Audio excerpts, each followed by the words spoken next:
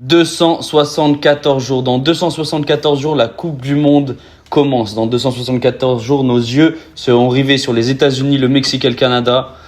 Mais voilà, avant ça, il y a des trêves internationales sur lesquelles on pensait ronfler un petit peu finalement. C'était pas si mal.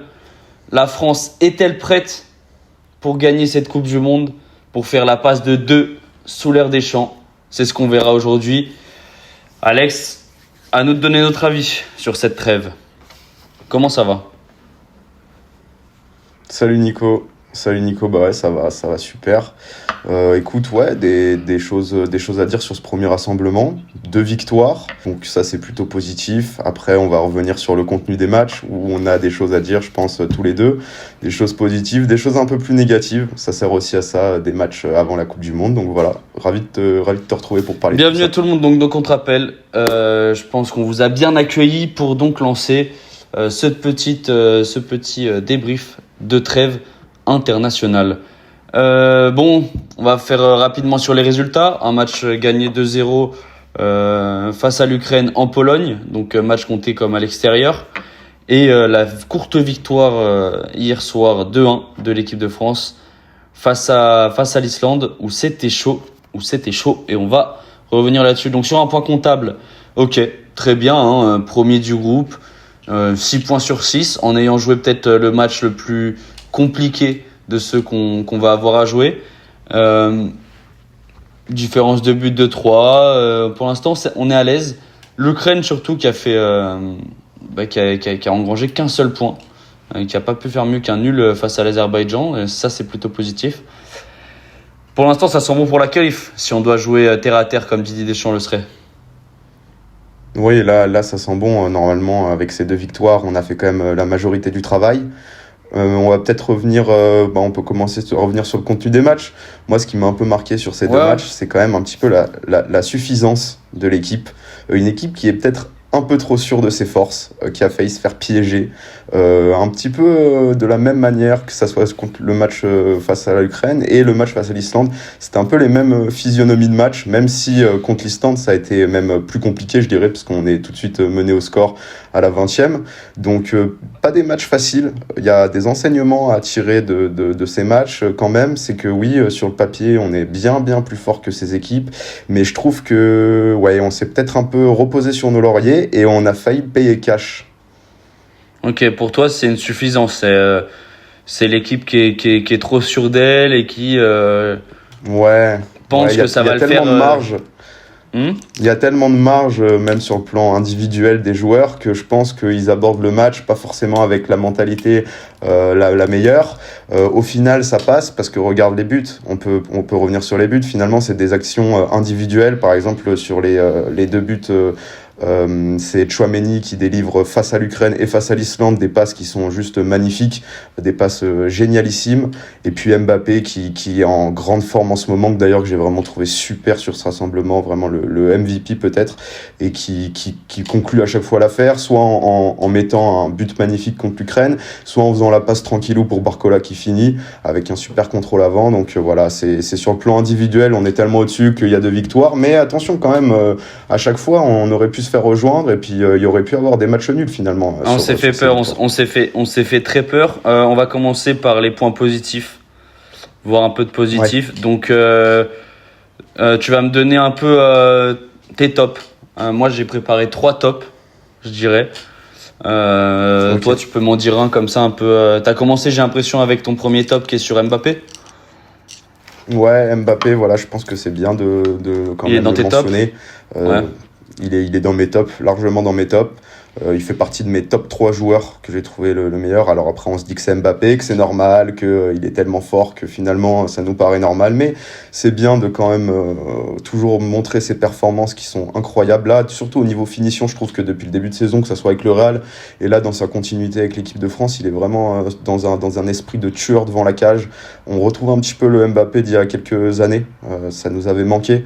Notamment ce but là face à l'Ukraine où il se couche, tu sais, il a cette technique un peu où à chaque fois il se couche sur la balle. Notamment, il avait fait ça Aubameyang lui a tout appris. En finale de Coupe du Monde. Aubameyang lui a tout appris. Ouais, voilà. Merci Aubame. Merci Aubame pour la carrière. donc non, Mbappé super. Bon, on lui demande ça aussi. On lui demande de finir les actions. On lui demande de faire des beaux gestes techniques, d'orienter le jeu, et je trouve qu'il a été super bon sur ces 2 matchs. Ouais, il est dans mes tops aussi, Mbappé. J'ai noté quelques petits trucs par rapport à lui. Important de montrer qu'il est encore le patron de cette équipe de France, parce que dans une équipe de France où commence à y avoir beaucoup de joueurs où tu te dis c'est peut-être tout simplement un futur peut-être Ballon d'Or en la personne d'Ousmane Dembélé, un Olysée qui est le leader presque de l'attaque Bayern Munich, on pourrait se dire que les forces offensives vont s'éparpiller, mais Mbappé montre qu'il est toujours le patron de cette équipe de France, sans aucun doute. Son but est important contre l'Ukraine, hyper important, évidemment, mais contre l'Islande, je l'ai trouvé encore une fois sur cette passe, sur cet appel, comme tu l'as dit, je vais pas te répéter, je vais pas paraphraser, mais c'est lui qui fait du bien, qui met le but de la victoire au final, parce qu'on n'en remettra pas un 3e. Donc ouais, Mbappé aussi dans mes tops et de loin. Je te donne un petit top que j'ai mis également, je pense que yes. Tu l'auras également notifié, mais cette paire de milieux Tchouaméni-Koné est dans mes tops. Est-ce que toi aussi c'est le cas? Ouais, c'est le cas. Okay. C'est le cas. Je te laisse j'ai été... nous dire pourquoi. Ouais, j'ai été agréablement surpris parce que tu vois, avant ce rassemblement, on avait notamment eu des doutes sur le milieu de terrain. On se demandait un petit peu si il était assez fort. Alors on se doutait que quand même contre ces équipes, ça allait suffire sur le papier, mais quand même on avait certains doutes par rapport au mécanisme de jeu, à la fluidité du jeu au milieu. Finalement, Tchouaméni a prouvé le contraire. Je pense qu'aussi, il a mis un petit peu un point sur la table de dire, les gars, moi j'ai souvent entendu Tchouaméni, c'est un joueur un peu mid, qui sait pas faire grand-chose, il est fort un peu partout, mais il a pas de point fort vraiment. Finalement, là, on se rend compte que quand même, il a une qualité de passe qui est exceptionnelle, et il a une vision de jeu sur des passes longues qui est vraiment super intéressant. Et désolé la team, petit bug du côté d'Alex, petit bug, mais je te laisse reprendre sur Tchouaméni, donc dis-moi. Finis ce que tu étais en train de dire. Ouais, donc Tchouaméni, je disais qu'il a fait quand même une prestation solide sur ce rassemblement. Il a été solide défensivement, il a trouvé des angles de passe exceptionnels, que ça soit face à l'Ukraine, où il permet à Mbappé de marquer le but du 0, ou encore hier face à l'Islande, où il donne ce magnifique ballon à Mbappé qui peut la donner tranquillement à Barcola pour finir. Donc voilà, je l'ai trouvé vraiment super intéressant. Puis j'ai trouvé aussi super intéressant son utilisation en double pivot avec Koné. Je trouvais que c'était une paire qui est vraiment complémentaire. Les deux joueurs ont l'air de bien s'entendre sur le terrain, ça a l'air de bien combiner. Donc ça, c'est vraiment peut-être un des points les plus positifs de ce rassemblement, le double pivot Tchouaméni-Koné, ouais. Ouais, c'est ce que j'ai mis aussi. Sur Tchouaméni, il y a aussi un magnifique centre, une magnifique passe très longue sur la tête de Thuram. Magnifique ouverture. Je l'ai trouvé excellent. Je vais pas répéter ce que tu as dit sur Tchouaméni, mais j'aime bien associer. Tu vois, mon top, moi, c'était vraiment aussi ce côté Tchouaméni-Koné. Alors, on pourra parler du carton rouge qu'il a pris, Tchouaméni, comme un petit moins dans ce rassemblement, mais là, on est sur les tops, donc on va rester sur le positif. Je trouve que, comme tu le dis, avec Koné, il y avait une certaine entente qui était très bonne. Je comprends maintenant, peut-être, pourquoi Didier Deschamps, c'est un point sur lequel on l'a critiqué lorsqu'il a annoncé sa liste, sur le fait qu'il n'y ait que 4 vrais milieux. Finalement, quand tu vois à quel point tes 2 milieux sont forts, et c'est comme un peu à la présence, comme on avait un Pogba Kanté, toute proportion gardée, voilà, Tchouaméni nous a sorti des passes Pop Guest, tu vois. C'était un peu dans le même style. Mais Pogbesque. Paul Bio. Non, c'était magnifique. C'était magnifique. Il a sorti des super ouvertures, et même dans la présence, etc. Patron, je l'ai vu beaucoup. Patron, ouais. Tu vois, les mains en l'air en train de replacer les joueurs, etc. Ouais, il était vraiment partout sur le terrain. Tu sais, on avait l'impression qu'il était à la récupération aussi. Et avec Manu Koné, il y avait ce très bonne entente. toute proportion gardée encore une fois, ce milieu Pogba-Kanté a été très fort pendant des années et était vraiment, ok, on avait besoin que de ces deux joueurs-là et après tu avais des remplaçants qui venaient associer le tout. Et ben si on a ce milieu-là très fort qui se connaît très bien en la présence de Tchouaméni et Koné et un Rabiot qui vient aider, etc., qui est peut-être un peu un joueur aussi qui même s'il a été remplacé pour jouer en défense quand on était à 10 là, mais enfin plus défensif, dans un rôle plus défensif, mais qui a remplacé un Barcola, il me semble, hier. Donc tu vois, c'est intéressant. Non, je trouve ce milieu très. Tu vois, je pense que et ils sont vraiment tellement Tchouaméni, au-dessus des deux autres, que ce soit Thuram ou Rabiot. Pour l'instant, Koné et Tchouaméni, de ce qu'ils ont montré en bleu, sont un étage au-dessus, quoi. Donc, et puis c'est ça, je pense qu'il aime bien aussi, ça le rassure d'être avec un Koné qui a plus un profil défensif, qui est capable vraiment d'être solide défensivement. Je pense que ça lui plaît d'être avec ce genre de profil, c'est très complémentaire. Et Koné, c'est quand même un joueur qui a un profil dans le football moderne qui est hyper intéressant. Tu sais, il me fait penser un petit peu à un profil comme Declan Rice, un joueur qui est physique, qui est capable de récupérer beaucoup de ballons et de se projeter en avant. Un vrai box-to-box. Qualité de balle, un vrai box-to-box, ouais. Et on l'a vu notamment, je l'ai trouvé encore plus percutant face à la première mi-temps, face à l'Ukraine, où je l'ai vraiment trouvé sur certaines actions où il a récupéré des ballons et puis se projetait directement et puis il faisait la petite passe qui est juste. Et finalement, c'est des choses qui sont simples à faire, mais on sait que les choses les plus simples à faire, en fait, c'est les plus compliquées. Bien sûr. Et c'est ce genre de football simple, mais en même temps tellement compliqué que j'aime. Et c'est vraiment un super profil. Et les deux sont vraiment top, ce milieu. Et puis on voit que Xabi Alonso fait du bien à Tchouaméni. Il est un personnage, un joueur prépondérant, important de la saison du Real, de ce que dit. Il va être un joueur important du Real, de ce que dit Xabi Alonso. Il va lui faire du bien. Il lui reste quelques mois, donc comme je l'ai dit, presque 300 jours pour évoluer sous la houlette de Xabi Alonso. On va voir quel joueur c'est en fin d'exercice 2025-2026. Je pose une question, on va se calmer parce que c'est que 2 matchs contre des équipes provoque, plus faibles. Provoque. Mais vas-y, est-ce que ça serait pas la saison de Tchouaméni enfin une vraie grosse saison de patron qui montre à tout le monde pourquoi il est titu au Real et qui fait un petit peu fermer les bouches de tout le monde. Ça peut être l'année. Ça peut être l'année. En tout cas, il est en forme. On va voir s'il continue avec le Real contre l'OM. On va voir ce que ça donne en Ligue des Champions maintenant. Je veux pas trop y penser pour l'instant. Dernier top que j'ai mis de mon côté, c'est 6 sur 6. Hein. Tu fais 6 points sur 6. Tu vas dans un groupe qui est plutôt faible, pour pas dire très faible, où il y a juste l'Ukraine. Où il y a des super joueurs, d'accord, mais il y a un contexte particulier.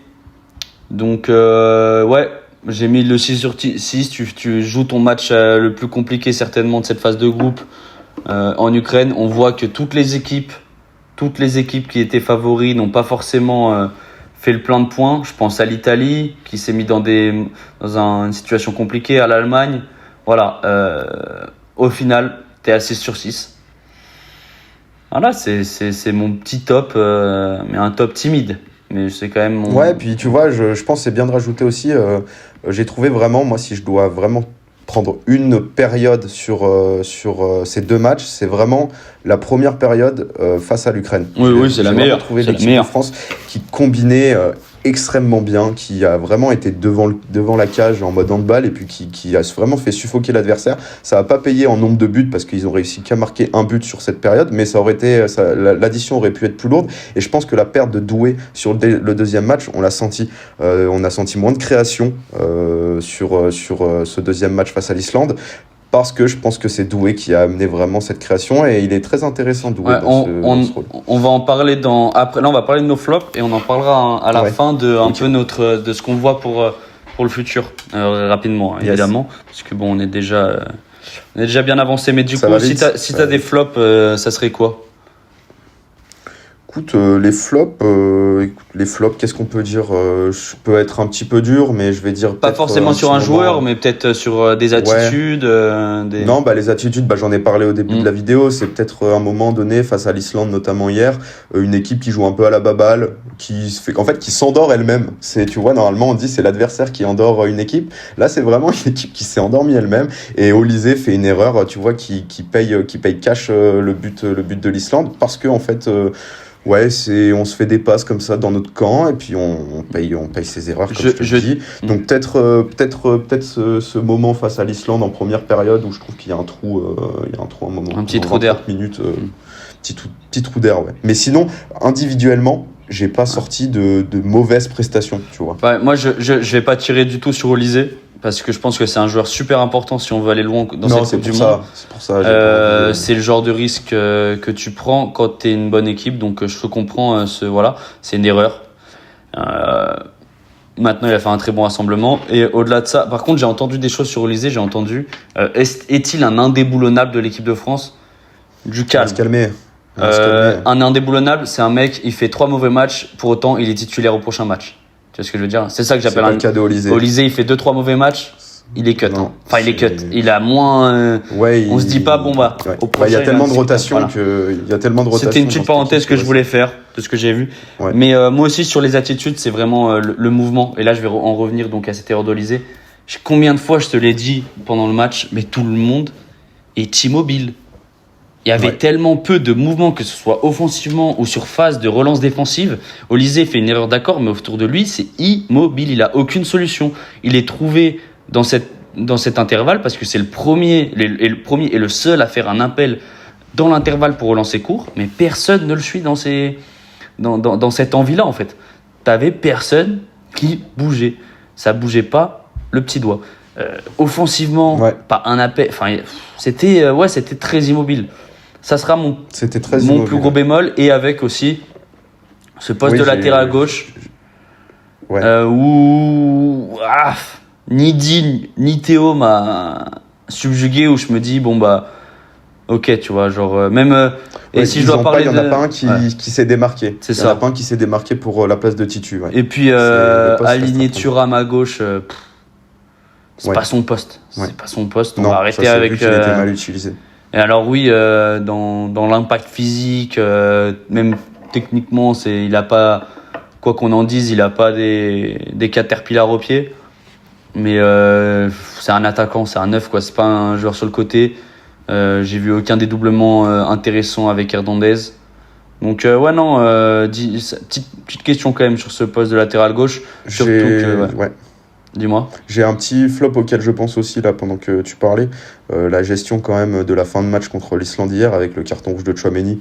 C'est une faute qui est vraiment stupide. Oui, c'est bête. C'est bête. À ce moment-là, on n'a surtout pas besoin de ça. Il nous met un petit peu en difficulté parce que on finit quand même à 10. Et l'Islande. On a eu chaud, putain, on en a même pas parlé. C'est ça. On en a même pas parlé, mais c'est but refusé à la dernière. C'est quand même important d'en parler parce que ça aurait pu faire vraiment 2-2. En plus, j'ai trouvé moi que à vitesse réelle, on se dit pas qu'il y a faute sur le coup. Je pense que personne doute de la validité du but. Même Konaté. Heureusement, la VAR intervient, même Konaté. Après, voilà, c'est le défenseur qui joue bien le coup en tombant. Je pense qu'il a un peu rajouté sur cette faute. En fait, je pense qu'il veut intervenir. Il veut intervenir, donc il tacle. Mais en même temps, j'ai vu plusieurs personnes le dire, c'est vrai qu'il tire le maillot et il tombe dans le sens où il tire le maillot. Donc. Ouais, mais tu vois, c'est le fait qu'on finisse à 10 où on subit un petit peu la pression des Islandais qui aurait pu totalement revenir à 2-2, ça aurait pas été le scandale du siècle. Donc on a eu chaud quand même sur ce cas-là. Je pense que c'est aussi la gestion des fautes un petit peu stupides comme ça. Je pense que ça va être le rôle de Deschamps d'un peu de parler de ça aux joueurs. Bah surtout quand t'as 4 milieux seulement, donc 2 sur le banc. C'est ça. Au-delà de ça, on a vu que la perte de Tchouaméni ça se ressent sur. C'est très dur. Et au-delà de ça, comme je te dis, moi j'ai mis dans les tops le fait qu'on est sur 6. Si aujourd'hui, ce matin là, on est à 4 sur 6, on n'a pas le même discours. Un peu plus dur, on n'a pas du tout le même. Donc il faut être cohérent. Je pense qu'il faut quand même un peu être dur parce qu'il n'y a pas que le résultat. Faut pas être à une décision VAR de tout jeter. De changer totalement son discours, Mais c'est vrai que ce match contre l'Islande, il m'a pas convaincu. C'était pas non plus foufou. C'est comme. Donc on est plutôt d'accord, mais qu'est-ce qu'on voit pour la suite, pour nos petits bleus? Moi je vois plusieurs choses. Qu'est-ce que tu sens? On sait qu'il va y avoir un prochain rassemblement qui arrive bientôt. Est-ce que la trêve vous a saoulé? Elle revient dans un mois. Donc on va voir, il y a deux matchs qui arrivent très vite, Qu'est-ce que tu vois venir pour cette équipe de France? Non, ouais, moi, écoute, je pense qu'on doit s'appuyer, comme je t'ai dit, sur la première mi-temps de l'Ukraine. Je pense que c'est là où on a été le meilleur. Je pense qu'on doit revenir sur cette composition pour l'instant. Donc avec Olysée en 10 et puis Doué Barcola sur les côtés avec Mbappé en pointe. J'ai trouvé que c'était je trouvais que c'était la compo la plus cohérente. Donc voilà, j'attends de voir à ce rassemblement peut-être la même compo que va s'appuyer Deschamps. Pas oublier qu'il a eu quand même pas mal de joueurs qui ont été absents. Tu vois, il y aurait Cherki aussi qui pourrait remplacer. Alors, c'était ouais. c'était ce que j'allais en venir. En fait, il y a eu beaucoup de blessures. On n'a pas parlé des blessures de Dembélé et de Doué parce que pour moi, comme on l'a déjà évoqué en privé, c'est un non-sujet. Voilà. On pourra peut-être en faire une vidéo si ça continue dans ce sens-là. Ouais, c'est un peu en rapport avec la vidéo trop de matchs qu'on avait fait quand même, tu vois. Il y a un lien. D'éléments qui peuvent se... Ce que je veux dire, c'est que cette équipe de France, si elle est au complet, sans beaucoup de blessures, etc., ce qui n'est pas sûr, vu le fait que on vous renvoie vers la vidéo trop de matchs, il y a beaucoup d'échéances pour ces joueurs. Mais on a une équipe qui est capable de jouer très fort en transition.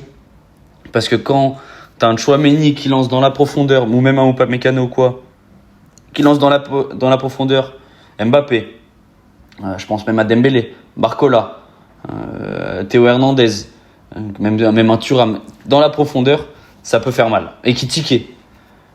Ce genre de joueurs qui peuvent attaquer la profondeur, c'est quand même vraiment bien. Et à côté de ça, on a des joueurs qui ont vraiment des qualités de ballon pour manager des défenses regroupées, des blocs bas, comme des Cherki, des Doué, etc., qui peuvent trouver des petites failles dans ce jeu-là.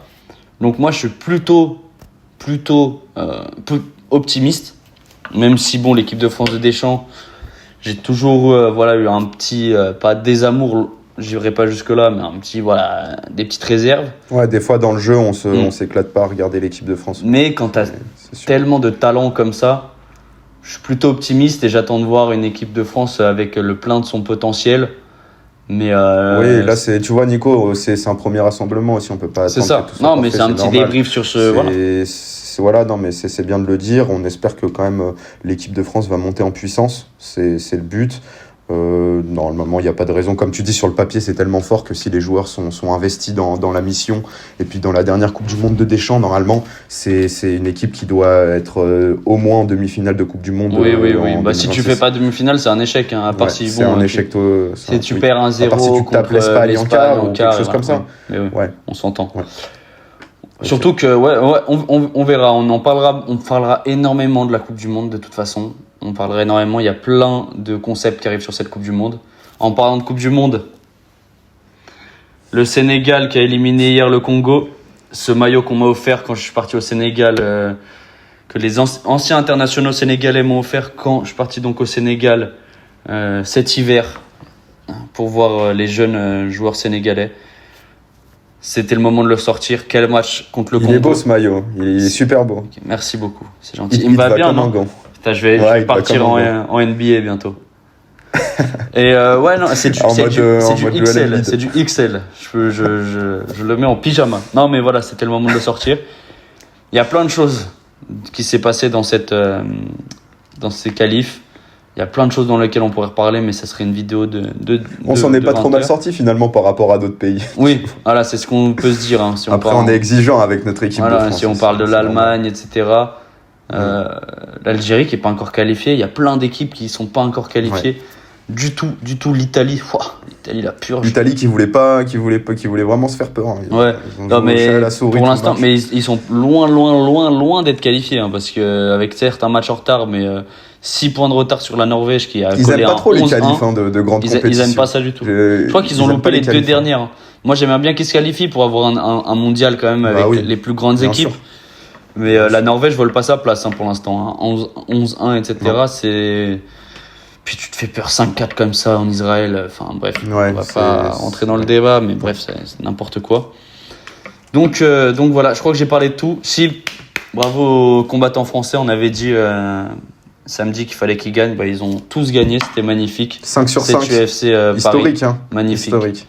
Magnifique. On a eu peur, mais on s'est En plus, frisé des les beaux combats. moustaches. On s'est Franchement, on a frisé été les gâtés, moustaches. On s'est régalé. Ouais, c'était Ouais. une super soirée. Ouais. Les amis, je vous laisse sur ça. Peace. Gros bisous à tout le monde. Likez, Ciao. partagez, commentez, faites ce que vous voulez. On se Les retrouve très bientôt. Ouais, les pouces, très important. Ciao. Ciao, Alex. Ciao. Ciao.